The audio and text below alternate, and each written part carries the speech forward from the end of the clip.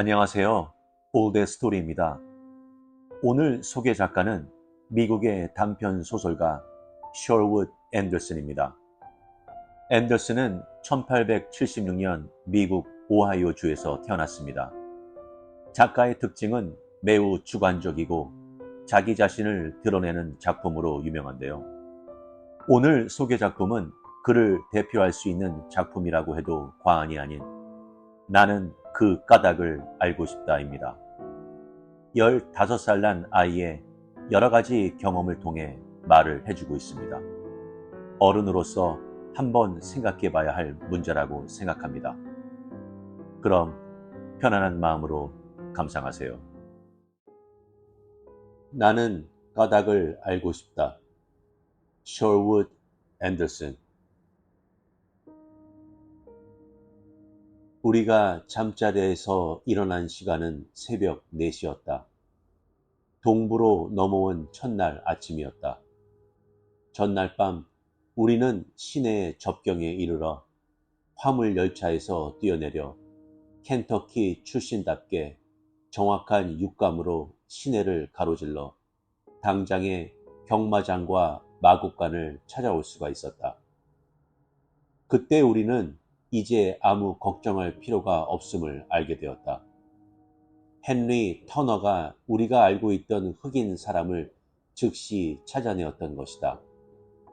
빌다드 존슨이라는 이름의 이 흑인은 겨울만 되면 우리 고장 베커스빌에 내려와 에드 베커신의 말 사육장 축사에서 일을 하는 사람이었다.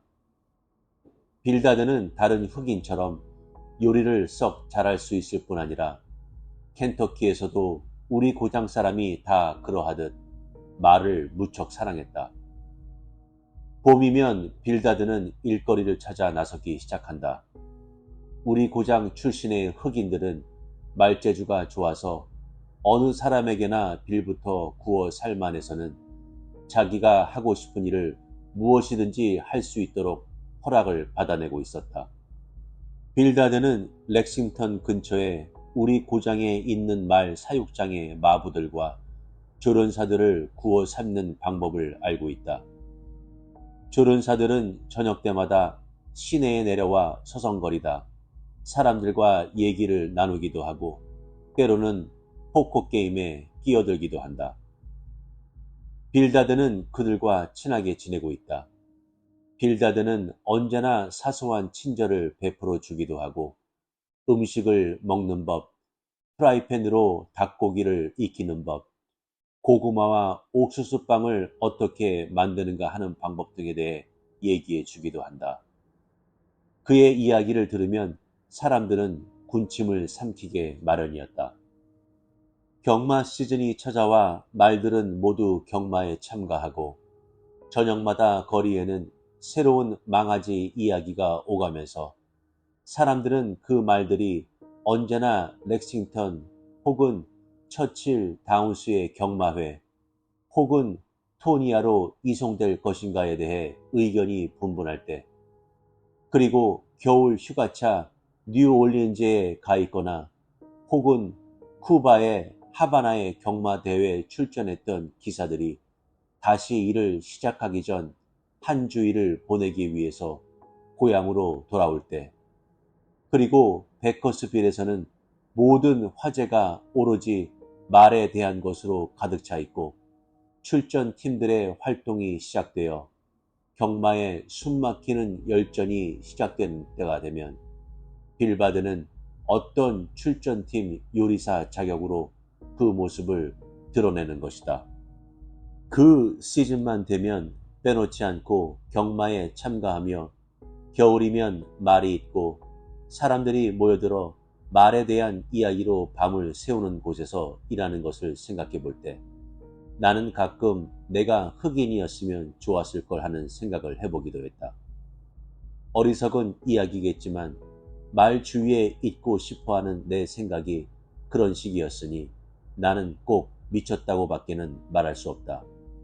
하지만 나는 어쩔 도리가 없다. 어쨌든 여러분에게 우리가 무슨 일을 했는지 그리고 앞으로 내가 어떤 이야기를 할지에 대해 말해야 할 것 같다. 우리 네 명은 모두 베커스빌 출신이며 모두 백인이며 베커스빌에 남부럽지 않은 집안에 살고 있었다. 우리는 멋진 경마 구경을 하기로 결심했다. 그러나 렉싱턴이나 루이스빌이 아니라 마을 사람들이 귀가 따갑도록 떠들어대던 동부의 사라토가로 가서 커다란 트랙에서 벌어지는 근마한 경마를 한번 구경하기로 결심했던 것이다. 당시 우리는 상당히 어린 나이였다.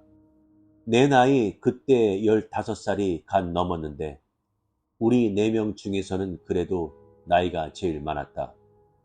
계획은 모두 내가 세워두었다. 그리고 다른 아이들을 설득시켜 내 계획에 참여하도록 유도했다. 헨리 터너, 헨리 라이백, 톰 팀버튼, 그리고 나. 이렇게 4명은 나의 계획을 실행에 옮기고자 마음을 먹었던 것이다. 당시 내 주머니는 겨울 동안 이노크 마이어 씨의 식료품 가게에서 매일 밤 그리고 토요일마다 심부름을 해주며 벌어둔 37달러가 들어있었다. 헨리 라이백은 11달러, 그리고 헨리와 톰은 고작 1달러인가 2달러밖에 가지고 있지 않았다. 우리는 모두 돈을 걷어 적은 돈이었지만 경마에 걸었다. 켄터키의 경마가 끝나고 몇몇 화려하고 사나이다운 기수들, 그들은 우리의 우상이기도 하였다. 이 우승을 했을 때 우리도 역시 경마에 이겨 상금을 타게 되었다. 나는 우리가 화물 열차를 몰래 타고 오는 동안 어떤 고생을 했는지에 대해선 말하지 않겠다. 우리는 열차를 타고 클리블랜드와 버팔로 그리고 여러 도시를 지나왔다. 도중에 나야가라 폭포도 보았다.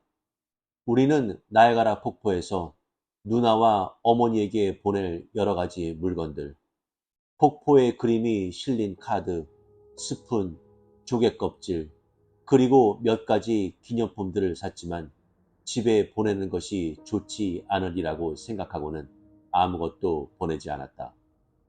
우리는 사람들이 우리 뒤를 쫓아와 붙잡히는 것을 원하지 않았기 때문이다. 앞에서 말했듯이 우리는 밤에 사라토가에 도착하여 곧장 경마장으로 달려갔다. 빌바드 덕분에 우리는 허기를 면할 수 있었다. 그는 우리를 축사 위에 건초더미로 데리고 가서 잠잘 곳을 마련해주고 비밀을 지키겠다고 약속해 주었다. 흑인들이라면 그런 약속은 꼭 지켜준다. 사람들을 배반하는 흑인은 별로 없다. 우리같이 집을 도망쳐 나온 아이들이 어떤 백인을 만났다고 하면 그 백인은 처음에는 아무렇지도 않은 듯한 표정으로 쿼터 동전이나 50달러 혹은 무엇인가 주기까지 하지만 그런 다음 즉시 돌아서서 들통을 내버리기 일쑤였다. 백인들이라면 능히 그러고도 남지만 흑인은 다르다. 흑인은 믿을만하다. 아이들에게는 더욱 정직한 사람들이 바로 흑인들이다. 그 이유는 잘 모르지만 여하튼 그렇다. 그해 사라토가 경마 대회에는 고향에서도 많은 사람들이 구경하러 와 있었다. 데이브 윌리엄즈, 아더 멀포드, 제리 마이어스, 그리고 다른 사람들의 모습도 보였다. 헨리 라이백은 그 외에도 루이스빌과 렉싱턴에서 온 여러 사람을 알아보았지만 나는 모르는 사람들이었다. 그들은 직업적인 도박꾼이었다. 헨리 라이백의 아버지도 역시 마찬가지였다. 그의 아버지는 소위 대서라는 직업을 가지고 있었지만 연중 대부분의 시간을 경마장에서 보내는 사람이었다.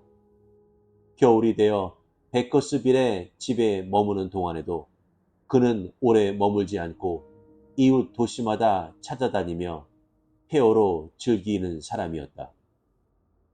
그러나 그는 자비롭고 다정한 사람이었다. 언제나 아들 헨리에게 자전거, 금시계, 보이스카우트 제복 등의 선물을 보내주는 사람이었다. 내 아버지는 변호사이다. 아버지는 좋은 사람이었지만 많은 돈을 벌지는 못해 내게 이것저것 선물을 사주지는 못한다. 그리고 나 역시 이제 나이가 들었기 때문에 그러한 선물을 기대하지도 않는다. 아버지는 내게 헨리에 대해 나쁜 이야기를 해준 적은 없었지만 헨리 터너와 톰 팀버튼의 아버지들은 달랐다. 그들은 아들에게 그렇게 버는 돈은 좋을 것이 없다고 말해준다.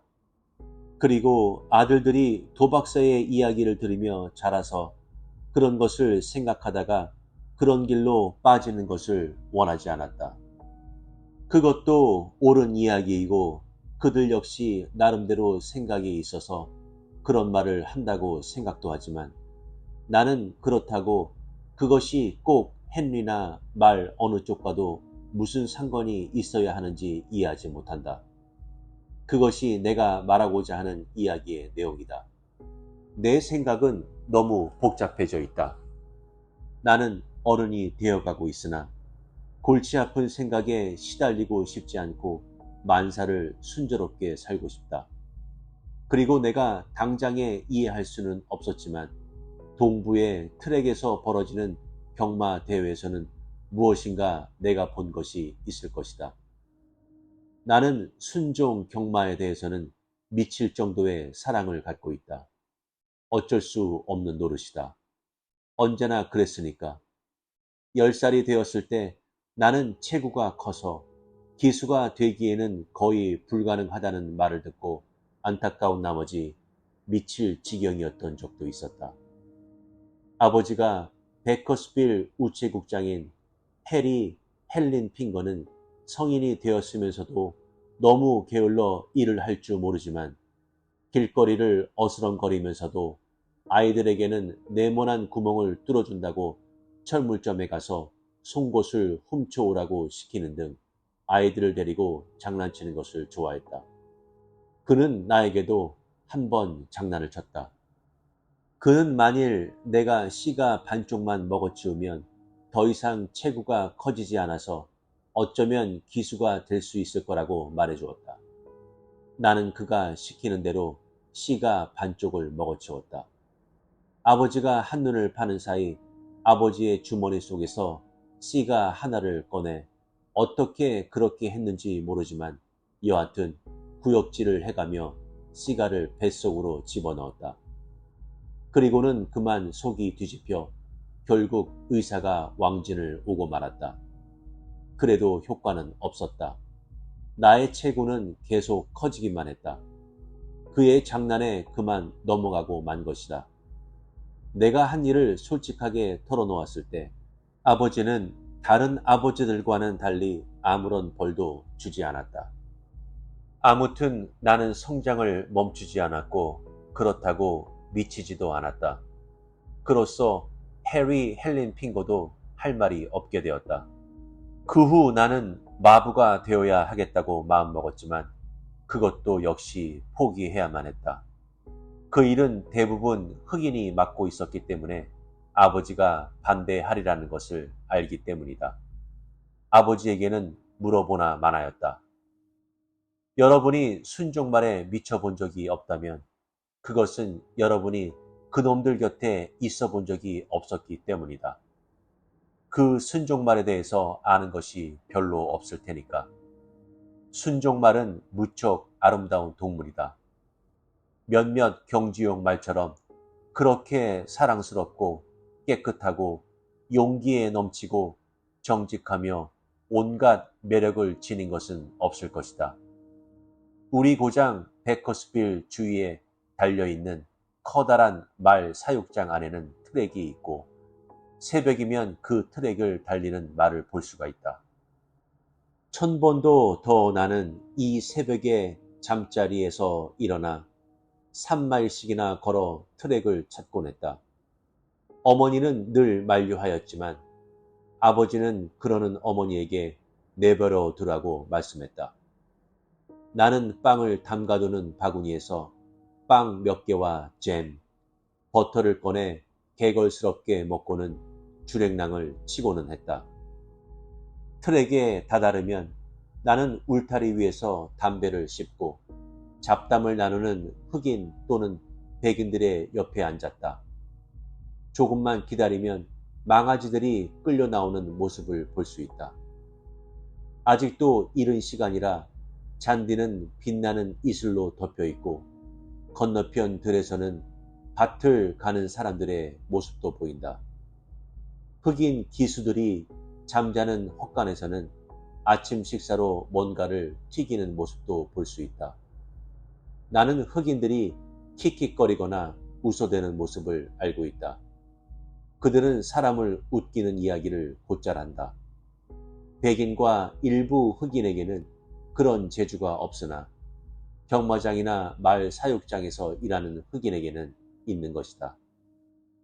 망아지들이 끌려 나오고 몇 마리는 마부에 의해 질주되기도 하지만 뉴욕에 있는 것으로 믿어지는 부자가 소유하고 있는 커다란 트랙에서는 거의 매일 아침 망아지 몇 마리와 늙은 경주마, 거세마, 그리고 암말들이 고삐에서 풀려나 자유롭게 뛰어도는 모습을 볼 수가 있다. 말이 질주하는 모습을 볼 때면 나는 목이 메어 옴을 느끼곤 한다. 모든 말들이 다 그렇다는 것이 아니라 몇몇 특정한 말이 달리는 모습을 볼 때 그렇다는 이야기다. 나는 거의 매번 그 말들을 곧 식별해 내곤 한다. 흑인 기수와 조련사들 피 속에 생생하게 살아있는 그러한 기질이 내 피 속에도 존재하고 있는 것이다. 내가 유심히 관찰하던 말 중에는 조그마한 체구의 흑인을 등에 태우고 단절에 속보로 걸어가는 것만 보아도 그날의 승리마가 될 것이라고 점칠 수 있는 말도 있었다. 갑자기 내 목이 아프고 침을 삼키기 어렵게 만드는 녀석이 있으면 바로 그 녀석은 그날의 승리마가 되는 것이다. 그 녀석은 우승하지 못한다면 거기에는 반드시 이유가 있을 것이다. 기수가 그 녀석이 다른 말보다 처지도록 장난을 해놓았거나 고삐를 바짝 당겨 주춤하게 만들었거나 아니면 표주에서로부터 출발을 망쳐놓았거나 했을 것이다. 만일 내가 헨리 라이백의 아버지처럼 도박사가 되려고 했다면 나는 부자가 되었을 것이다. 나는 그렇게 되리라고 확신하고 있다. 헨리도 내 생각에 반대하지 않는다. 오로지 하면 되는 것이다. 만일 내가 도박사가 되기로 마음을 먹는다면 그렇게 하기만 하면 될 터이지만 나는 도박사가 될 생각은 없다. 여러분이 아침에 트랙에 나가 본다고 하더라도 경기장 트랙이 아니라 베커스빌 근처에 널려있는 사육장 트랙을 말한다. 내가 말하고 있는 말들을 쉽게 그리고 자주 식별할 수 없을 것이다. 그러나 말이 달리는 것을 보는 것은 언제나 즐거운 일이다. 훌륭한 종마의 씨를 받아 건강한 암말에서 태어나 제대로 훈련시킬 줄 아는 조련사를 만난 순종 말들은 어느 녀석이나 달릴 줄 알고 있는 것이다. 만약 잘 달릴 줄 모른다면 쟁기나 끌지 그런 트랙에서 훈련을 받겠는가? 마국간에서 녀석들이 나와 마부를 등에 태우고 걸어다니는 것을 보는 것도 즐거운 일이 아닐 수 없다. 울타리 위에 앉아 있어도 마음속으로 긴장감을 느끼게 된다. 위쪽 헛간에서는 흑인들이 킥킥거리며 노래를 부르는 소리가 들려온다. 베이컨이 기름에 튀겨지는 소리, 커피 끓는 냄새 등이 다가온다. 모든 냄새가 다 사랑스럽다. 그런 아침에는 커피 냄새, 분뇨 냄새, 말, 흑인, 베이컨, 문 밖으로 새어나오는 파이프 담배 냄새 같은 것보다 더 좋은 냄새를 풍기는 것은 없다. 그런 것들이 사람들의 마음을 사로잡는 것이다. 그리고 이것은 틀림없는 사실이다. 그건 그렇고 사라토가에서 있었던 이야기를 하자. 우리는 그곳에 엿새 동안 머물면서 동네 사람 눈에 띈 적이 없었다. 날씨도 좋고 경주도 보고 훌륭한 말들도 보고 여하튼 우리가 바라던 대로 모든 일이 순조로웠다. 우리는 다시 돈 들이지 않고 집으로 돌아왔다. 빌다드는 우리에게 닭튀김, 빵, 기타 먹을 것이든 바구니를 하나 들려주었다. 우리가 베커스빌에 돌아왔을 때 내 수중에는 18달러가 남아 있었다. 어머니는 잔소리와 함께 눈물을 보였지만 아버지는 별로 말이 없었다. 나는 한 가지만 빼고 모든 것을 다 말했다. 왜냐하면 나 혼자만이 그것을 실행해 보았기 때문이다. 내가 이야기하고자 하는 내용이 바로 그것이다. 나는 그 일로 머리가 혼란해져 있었다. 나는 밤이면 그 일을 생각한다. 이야기는 이런 것이다. 사라토가에서 머무는 동안 우리는 빌다드가 마련해준 건초더미 위에서 잠을 청했고 이른 새벽 그리고 경마인들이 모두 떠나버린 저녁 늦게 흑인 틈에 끼어 밥을 먹었다. 고향 사람들은 주로 특별 관람석이나 내기 마장에 머물고 있었고 경마가 시작되기 바로 전 말에 안장을 얹을 때나 마곡간 근처에서 잠시 얼씬거리는 것이 고작이었다. 사라토가에는 렉싱턴이나 처칠 다운스 혹은 우리 고장에 있는 트랙에서처럼 노천 축사 밑에 부속 잔디밭이 있었지만 잔디밭 나무끝 공지에 나와서 말에게 안장을 얹었다. 그 잔디밭은 우리 고장 뱅커 보은시집 앞들만큼 매끄럽고 부드러웠다. 그 광경은 참으로 볼만했다. 말들은 땀을 흘리며 힘에 넘치는 듯이 보였다. 몸매도 아름답게 보인다. 사람들이 나타나 시가를 피우며 말을 바라본다. 조련사와 말 주인들의 모습도 보인다. 그 광경을 지켜보는 사람들은 가슴이 두근거려 숨도 쉴 수 없을 지경이 된다. 그리고 출발 준비를 알리는 나팔 소리가 들리면 기수들은 비단 옷을 입고 뛰어나오고 사람들은 흑인과 함께 울타리 끝에 자리를 잡기 위해 줄다름치기 시작한다. 나는 언제나 조련사 혹은 말주인이 되고 싶은 희망을 갖고 있다. 그래서 고향 사람 눈에 띄어 그 자리에서 붙잡혀 집으로 보내질지도 모르는 위험을 무릅쓰고 경마가 시작되기 전 매번 보조 잔디밭으로 갔다. 다른 아이들은 감히 따라 나서지 못했다. 우리가 사라토가에 도착한 것은 금요일이었다. 그리고 그 다음 주 수요일은 큰 경기인 몰포드 핸디캡 대회가 열리게 되어 있었다. 미들 스트라이드와 선 스트리트가 참가할 예정이었다. 날씨도 무척 좋았다. 트랙 상태도 무척 양호했다. 전날 밤 나는 좀처럼 잠을 이루지 못했다. 묘하게도 이 두 마리 경주마는 모두 내 목을 타게 만드는 말이었다. 미들 스트라이크는 몸이 길고 다루기 힘든 말처럼 보였다. 그리고 거세된 말이었다. 그 녀석은 우리 고향 사람 조 톰슨의 소유였다. 조 톰슨에게는 말이라고는 고작 6마리밖에 없었다. 몰포드 핸디캡은 1마일을 달리는 경기인데 미들 스트라이크는 초반부터 힘을 낼 줄 아는 경주마는 아니었다. 녀석은 천천히 출발하여 반마일까지는 언제나 뒤져가며 힘을 내기 시작하여 코스가 1마일에다가 4분의 1 더 길기만 하면 언제나 결승점에 제일 먼저 들어오는 것이었다. 센스트리트는 달랐다. 녀석은 종마였다. 그리고 신경질적이었다. 우리 고장에서 제일 큰 뉴욕에 사는 반 리들 씨의 소유의 반 리들 사육장 소속이었다. 선스트리크는 우리가 상상해 볼 수 있으나 결코 만날 수 없는 소녀와 같았다. 녀석은 건강미가 넘쳐 흘렀고 또한 아름답기도 하였다. 그 녀석 머리만 쳐다보아도 키스를 해주고 싶을 정도였다.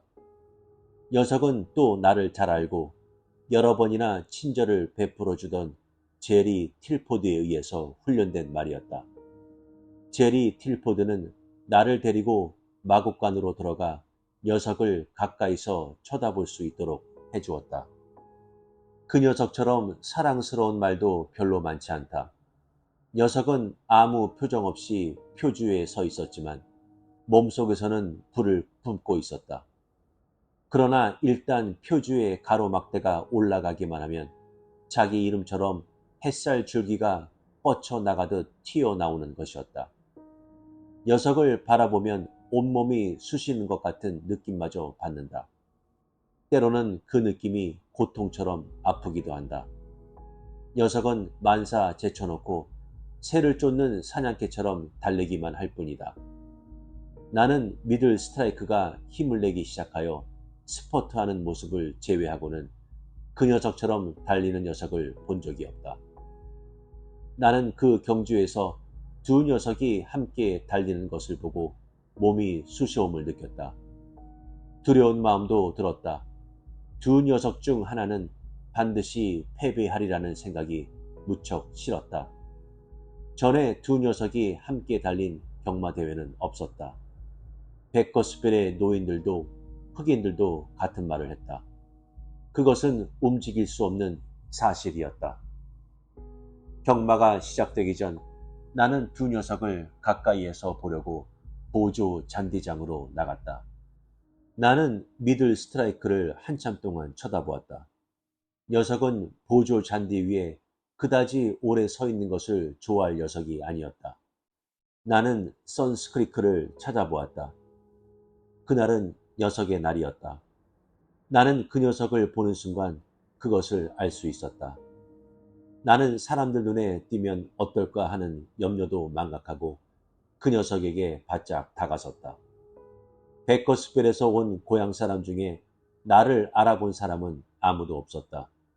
단지 제리 틸포드만 나를 알아보았다. 그리고 어떤 일이 벌어졌던 것이다.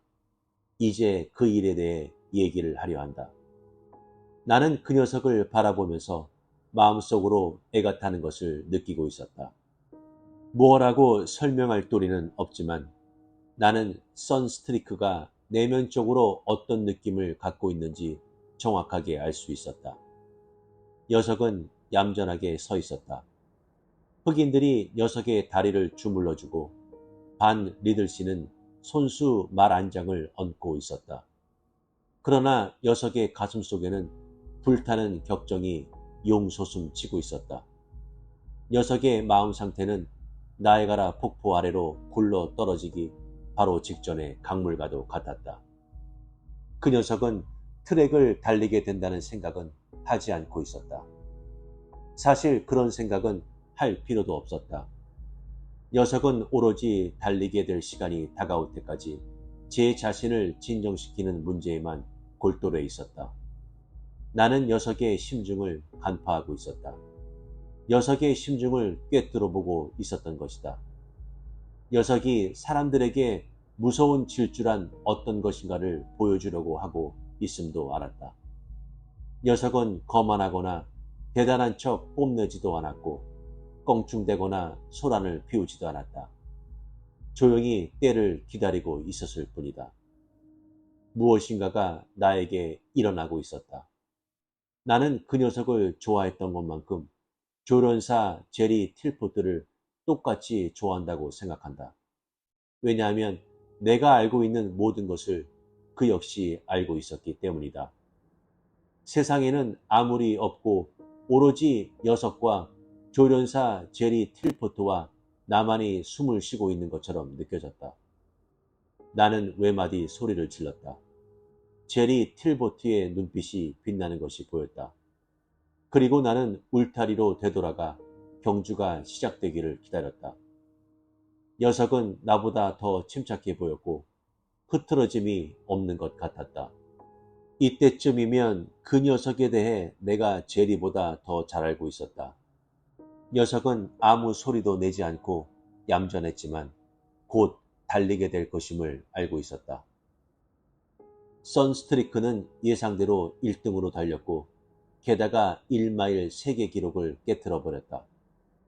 그 밖에 다른 것을 보지는 못했다고 하더라도 나는 녀석이 달리는 것만은 똑똑히 보았다. 모든 것이 예상했던 대로였다. 미들 스트라이크는 내가 짐작했던 것처럼 출발점에서부터 멍하니 서 있다가 뒤에서 달려 결국 2위를 차지했다.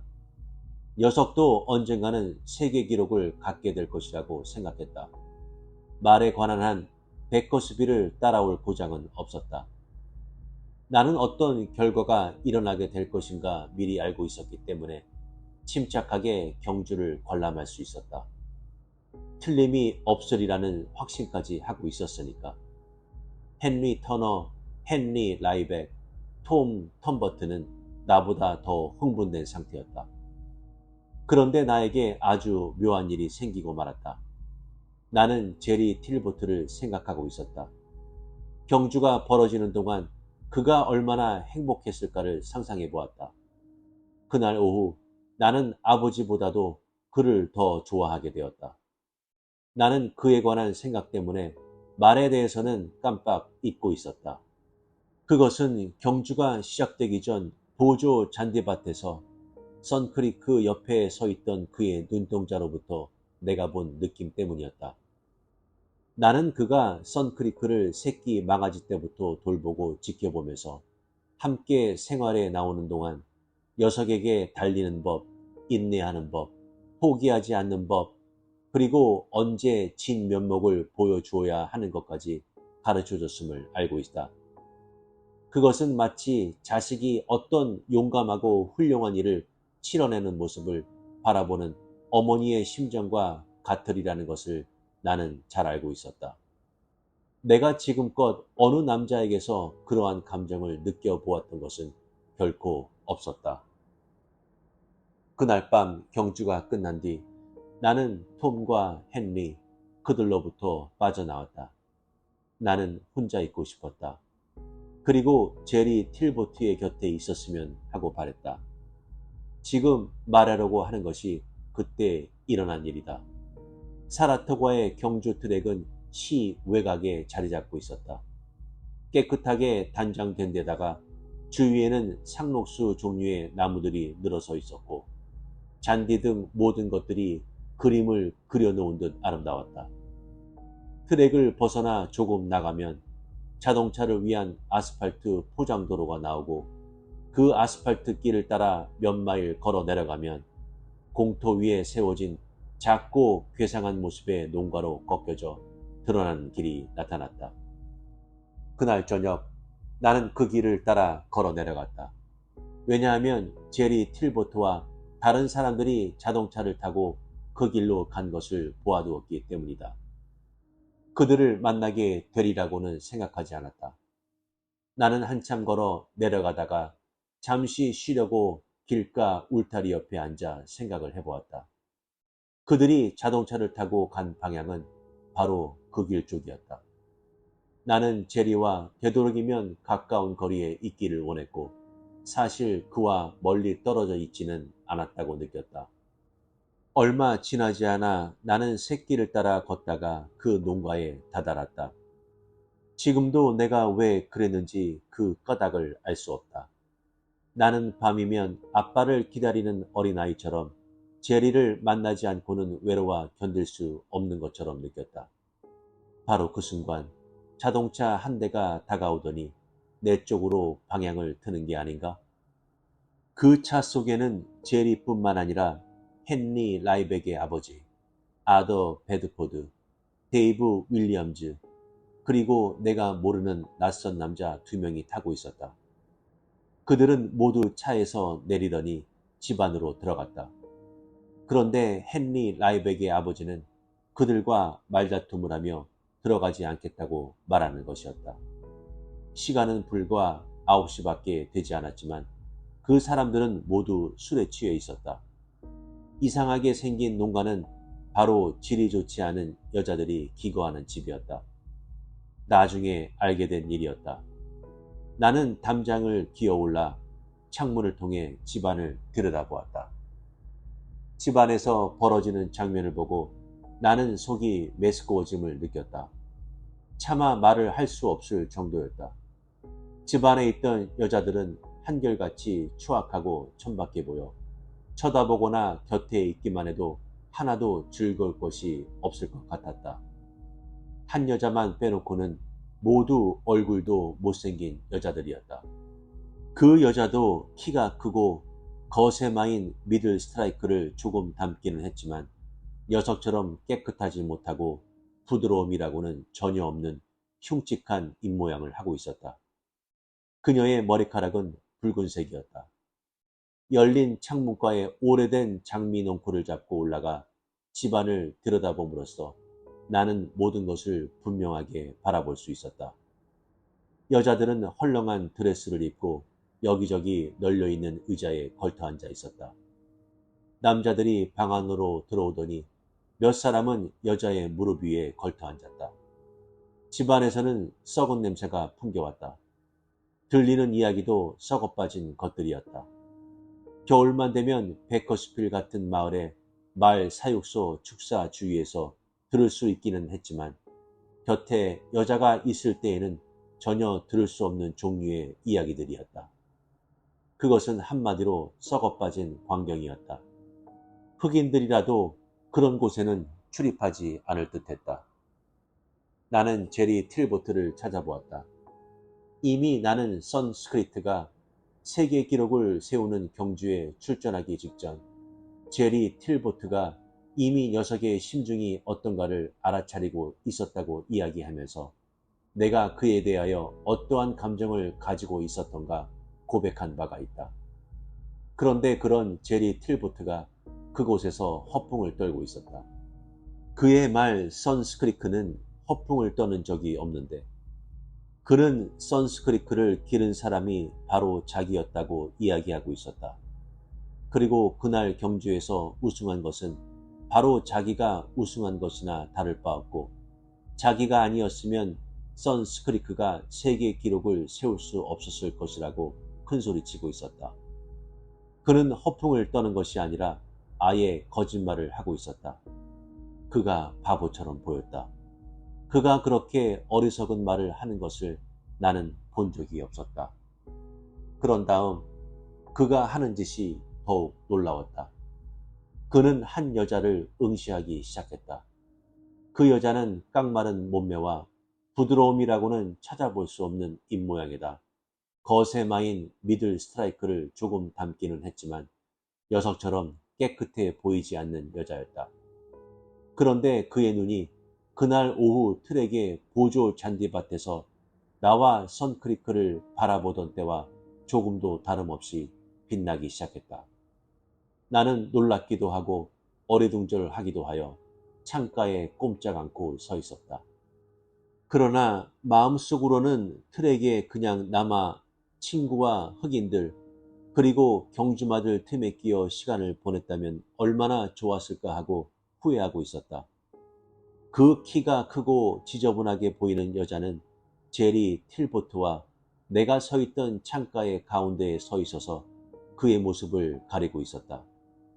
그날 오후 경주가 시작되기 직전 선스크리크가 가운데에 서서 그의 모습을 가리던 생각이 떠올랐다. 그때 내 마음속에는 갑자기 그를 싫어하는 감정이 치솟기 시작했다. 나는 소리를 지르며 집 안으로 들어가 그의 목을 부러뜨리고 싶었다. 전에는 그런 충동을 받은 기억이 없었는데도 불구하고 나는 치를 떨다 못해 울음을 터뜨렸고 주먹을 너무 세게 쥐는 바람에 손바닥이 손톱에 긁혀 상처가 나고 말았다. 그러나 제리의 눈은 전혀 빛을 잃지 않았다. 그는 이리저리 서성거리다 그 여자에게 다가가 키스를 했다. 나는 기어서 그 집에서 빠져나와 트랙으로 돌아왔다. 잠자리에 눕기는 했지만 좀처럼 잠을 이룰 수 없었다. 다음 날 아침 자리에서 일어나자마자 친구들을 재촉하여 집으로 돌아오는 길에 올랐다. 그러나 친구들에게 내가 목격한 일에 대해서 아무런 이야기도 해주지 않았다. 그 후 나는 줄곧 내가 목격한 일에 대해서 생각해왔다. 그것을 떨쳐버릴 수가 없었다. 다시 봄이 찾아오고 나는 16살에 가까워졌다. 아침마다 사육장 트랙을 찾는 습관은 계속되었다. 선스크리크와 미들 스트라이크를 보기도 한다. 그리고 나는 스트라이던트라는 새 망아지를 보고 있다.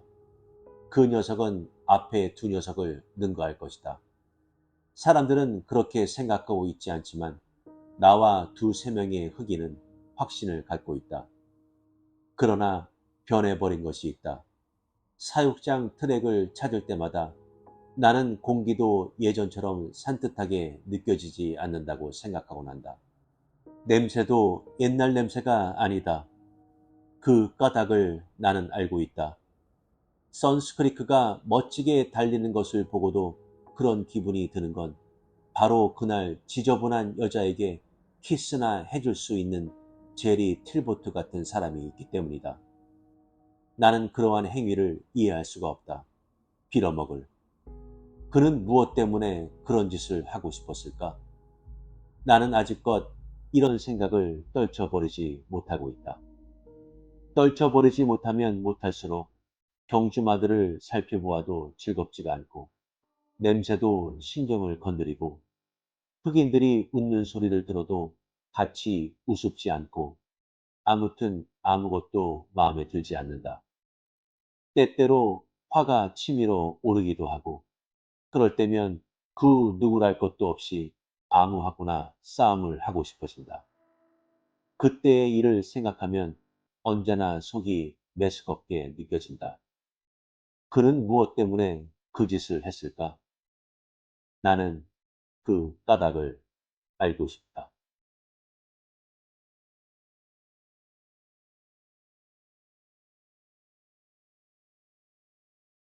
어떠셨나요? 이 이야기는 청소년기, 호기심, 환멸, 순수함의 상실이라는 주제를 탐구하며 말과 경마의 열정을 가진 어린 소년의 관점에서 가슴 아픈 이야기를 제시하고 있습니다. 주인공은 말과 경마 세계에 대한 깊은 존경심을 묘사합니다. 그는 특히 선스크리크라는 말과 그 트레이너인 제리 틸포드에게 반했습니다. 틸포드와 말에 대한 소년의 존경심은 세상에 대한 그의 이상주의적 관점을 나타내고 있습니다. 하지만 그 소년은 틸포드가 의심스러운 평판을 가진 여성과 곤경에 처한 것을 목격하고 말죠. 이 예상치 못한 만남은 소년이 이상화된 틸포드와 경마의 세계에 대한 이미지를 산산이 부수어 버립니다. 순수함의 상실과 환멸, 그의 영웅이었던 제리 틸포드에 대한 이상주의적 관점은 그가 목격한 가혹한 현실에 의해 파괴됩니다. 마지막으로 소년이 반복적으로 하는 나는 왜 그런지 알고 싶어 라는 말은 어른 세계의 복잡성과 그가 존경하는 사람들의 행동을 이해하고자 하는 절실한 열망을 강조하고 있습니다. 결국 어른들의 행동 하나하나가 아이들에겐 거울이라고 생각합니다. 마치 이 작품은 어른들에게 강경한 메시지를 보내고 있는 듯합니다. 어쨌든 이 작품을 통해 저 역시도 많은 반성과 많은 생각을 하게 되었습니다. 여러분들은 혹시 아이들에게 상처 주는 말이나 행동을 하신 적이 있으신가요? 어떤 경우였나요? 구독과 좋아요는 영상 제작에 많은 힘이 됩니다. 감사합니다.